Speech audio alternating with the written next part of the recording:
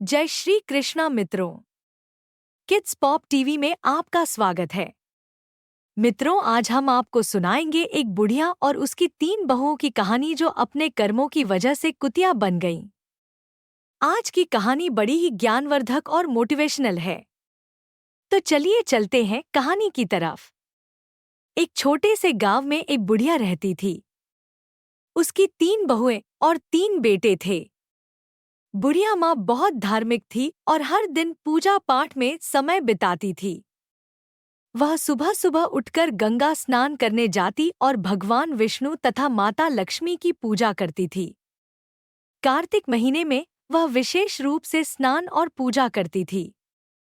इस दौरान वह माखन, मिश्री, दही, मिश्री और तुलसी के पत्तों का भोग भगवान को चढ़ाती थी और प्रसाद अड़ोसी पड़ोसी में बांटती थी। गांव के लोग उसकी पूजा पाठ की बहुत इज्जत करते थे। बुढ़िया माँ का यह नियम था कि वह कार्तिक महीने के हर दिन गंगा स्नान करे और पूजा करे। कार्तिक पूर्णिमा के दिन वह विशेष रूप से गंगा स्नान के लिए जाती और भोग बनाकर भगवान को चढ़ाती। लेकिन उसकी 3 बहुओं को यह सब बिल्कुल पसंद नहीं था। वे अक्सर उसकी आस्था का मजाक उड़ाती और प्रसाद खाने से मना कर देती।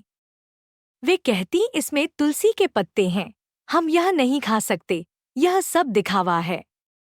यह सुनकर बुढ़िया माँ बहुत दुखी होती, लेकिन वह चुपचाप अपनी पूजा करती रहती।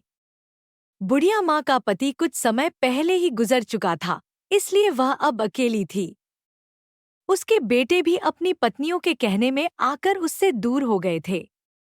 अब वह सिर्फ अपने पूजा पाठ में ही मन लगाती और पड़ोसियों में प्रसाद बांटती। लेकिन उसकी 3 बहुओं को यह सब बहुत बुरा लगता था। वे सोचती कि यह सास जब देखो तब पूजा पाठ में लगी रहती है, अनाप शनाप खर्च करती है, पंडितों को बुलाती है, दान पुण्य करती है। अगर यह मर जाए तो अच्छा हो, कम से कम यह खर्चा तो बचेगा। बुढ़िया माँ ने अपने 3 बेटों को बड़े प्यार से पाला था। उसने और उसके पति ने मिलकर उनकी परवरिश की थी। लेकिन अब जब उसे अपने बेटों की सबसे ज्यादा जरूरत थी, तब वे उससे मुंह मोड़ चुके थे। बुढ़िया माँ दिन रात भगवान से प्रार्थना करती और अपने बच्चों के लिए आंसू बहाती। वह सोचती, हे भगवान, मैंने तो कभी किसी का बुरा नहीं चाहा, फिर मेरे साथ ऐसा क्यों हो रहा है। एक दिन बुढ़िया माँ अपने भगवान विष्णु और माता लक्ष्मी के सामने बैठी प्रार्थना कर रही थी। उसकी आंखों में आंसू थे और वह भगवान से कह रही थी, हे भगवान, मुझे इस दुख से मुक्ति दिलाओ, मेरे बच्चों का भला करो और उन्हें सही रास्ता दिखाओ। इस तरह बुढ़िया माँ ने अपने पूजा पाठ और दान पुण्य के नियमों को नहीं छोड़ा। लेकिन उसकी 3 बहुओं ने ठान लिया था कि वे अब इस घर में नहीं रहेंगी और बंटवारा करके अलग हो जाएंगी। वे सोचती, अगर हम अलग हो जाए तो अपनी मर्जी से रह सकेंगे और सास की पूजा पाठ के खर्चे से बच सकेंगे। 3 बहुओं ने एक दिन आपस में बात की और बंटवारे की योजना बनाई। उन्होंने अपने पतियों से कहना शुरू किया कि अब हमें अलग हो जाना चाहिए। छोटी बहू ने अपने पति से कहा, देखिए, बड़े भैया के बच्चे बड़े हो रहे हैं और हमारे बच्चे छोटे हैं। हमें अभी बहुत मेहनत करनी है, बच्चों को पढ़ाना है।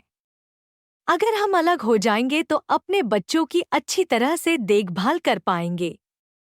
सास का खर्चा बहुत ज्यादा है, हर समय पूजा पाठ में लगी रहती है और बहुत पैसा खर्च करती है। मझली बहू ने भी अपने पति को समझाया, देखिए, अब बंटवारा हो जाना चाहिए, हम अपनी मर्जी से रहेंगे। क्या खर्चा करना है, क्या नहीं करना है, ये हम खुद तय करेंगे।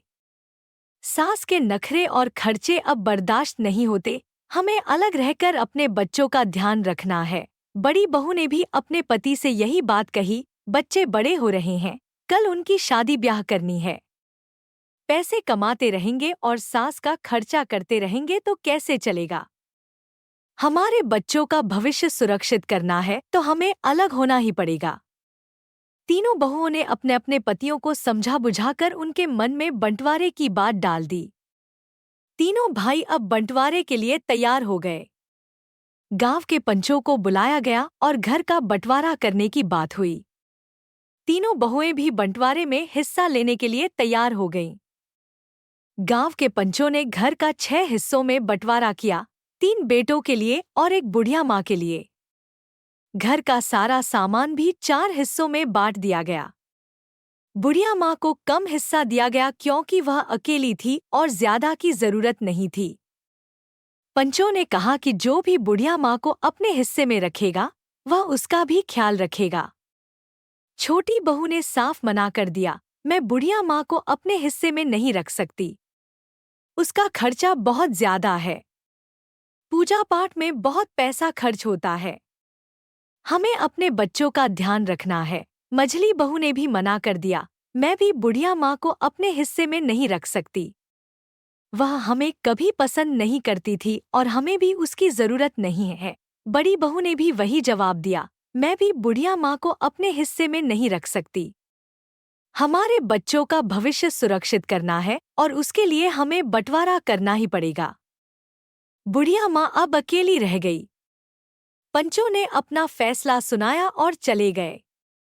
तीनों बहुओं ने अपना अपना सामान अपने अपने हिस्से में रख लिया। बुढ़िया माँ के हिस्से में जो झोपड़ी थी वह उसमें रहने लगी। अब वह अकेली थी और अपने बेटों से निराश होकर अपने भगवान से प्रार्थना करती रहती थी।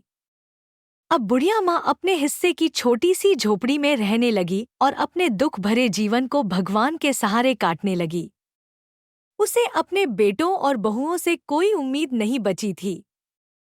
वह हर दिन गंगा स्नान करने जाती, पूजा करती और भगवान से अपने दुखों का निवारण मांगती। धीरे धीरे गांव के लोग भी उसके पास आना कम कर दिए क्योंकि अब उसका कोई सहारा नहीं था और उसके बेटे और बहुएं भी उसे नजरअंदाज कर रहे थे। एक दिन बुढ़िया माँ ने गंगा स्नान के बाद भगवान से बड़ी भावुक होकर प्रार्थना की, हे भगवान, मैंने अपने जीवन में कभी किसी का बुरा नहीं चाहा, फिर मेरे साथ ऐसा क्यों हो रहा है? क्या यह मेरी किस्मत है कि मेरे अपने ही बच्चे मुझसे दूर हो गए हैं? मैंने तो सिर्फ उनका भला सोचा था, लेकिन अब मैं बिल्कुल अकेली हूँ। हे प्रभु, मुझे शक्ति दीजिए ताकि मैं इस कठिन समय का सामना कर सकूं। भगवान ने उसकी सच्ची भक्ति और आस्था को देखा और उसके दुखों को दूर करने का निश्चय किया। एक दिन जब बुढ़िया माँ गंगा स्नान के लिए जा रही थी, तभी भगवान विष्णु ने उसकी भक्ति की परीक्षा लेने के लिए एक साधु का रूप धारण किया और उसके सामने प्रकट हुए। साधु ने बुढ़िया माँ से कहा, माँ, तुम इतनी दुखी क्यों हो? तुम्हारी आंखों में आंसू क्यों हैं? बुढ़िया माँ ने साधु को अपने जीवन की पूरी कहानी सुनाई, कैसे उसकी तीनों बहुएं उसे तिरस्कार करती थी, कैसे उसके बेटे अब उससे दूर हो चुके थे और कैसे वह अकेली अपनी झोपड़ी में रहकर भगवान से मदद की गुहार लगा रही थी। साधु ने उसकी बात सुनकर कहा, माँ, तुम्हारी भक्ति सच्ची है और तुम्हारे दुखों का अंत अब निकट है। भगवान तुम्हारी प्रार्थना सुन चुके हैं, लेकिन इससे पहले तुम्हें एक और परीक्षा से गुजरना होगा। बुढ़िया माँ ने साधु से कहा, हे साधु महाराज, मैं हर परीक्षा के लिए तैयार हूँ। मुझे केवल यह जानना है कि मेरे बच्चों का भला होगा और भगवान मेरी भक्ति स्वीकार करेंगे। साधु ने बुढ़िया माँ को आशीर्वाद दिया और कहा, माँ, अपने कर्म करते रहो और भगवान पर विश्वास रखो। जल्द ही तुम्हारी भक्ति का फल तुम्हें मिलेगा। तुम्हारी तीनों बहुएं जो तुम्हें तिरस्कार करती थी, उन्हें भी उनके कर्मों का फल मिलेगा। साधु के आशीर्वाद के बाद बुढ़िया माँ के मन में थोड़ी शांति आई। वह पहले से अधिक भक्ति और श्रद्धा के साथ पूजा पाठ में लीन हो गई। उधर तीनों बहुएं अपनी अपनी दुनिया में मग्न थीं। उन्हें अब बुढ़िया माँ की कोई परवाह नहीं थी। वे अपने बच्चों और परिवार के साथ खुशहाल जीवन जी रही थी, लेकिन धीरे धीरे उनके जीवन में समस्याएं आने लगी। बड़ी बहू के पति को व्यापार में घाटा होने लगा। मझली बहू का पति बीमार पड़ गया और छोटी बहू के बच्चे लगातार बीमार रहने लगे। तीनों बहुएं अब समझ नहीं पा रही थी कि उनके जीवन में इतनी समस्याएं क्यों आ रही हैं। एक दिन तीनों बहुएं आपस में बात कर रही थी कि अचानक उन्हें अपनी सास की याद आई। बड़ी बहू ने कहा, क्या यह संभव है कि हम जो बुढ़िया माँ के साथ कर रहे हैं उसका असर हमारे जीवन पर पड़ रहा हो? मझली बहू ने भी सोचा, सच में हमने सास का तिरस्कार किया और अब हमारे साथ यह सब हो रहा है।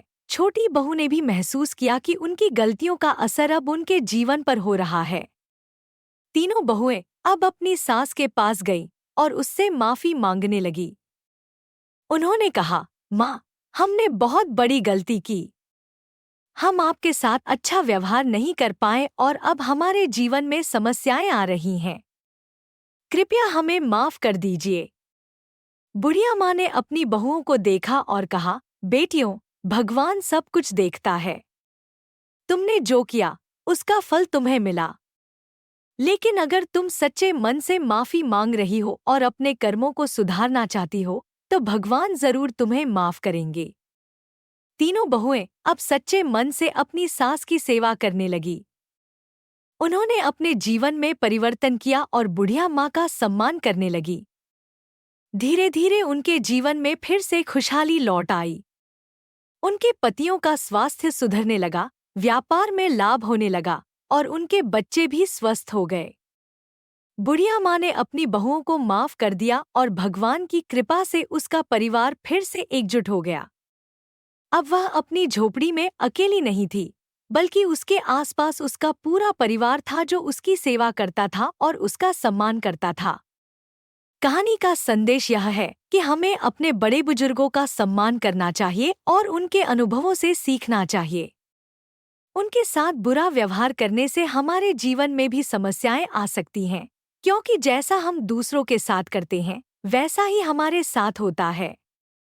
इस कहानी से हमें यह भी सीख मिलती है कि सच्ची भक्ति और आस्था से भगवान जरूर हमारी मदद करते हैं, लेकिन हमें अपने कर्मों का भी ध्यान रखना चाहिए। तो दोस्तों, अगर आपको यह कहानी पसंद आई हो तो इसे लाइक कीजिए और शेयर कीजिए। ऐसी ही मज़ेदार कहानियों के लिए हमारे चैनल को सब्सक्राइब कर लीजिए और बेल आइकन को दबाना मत भूलिए ताकि आपको हमारी सभी नई कहानियों की जानकारी मिल सके। धन्यवाद।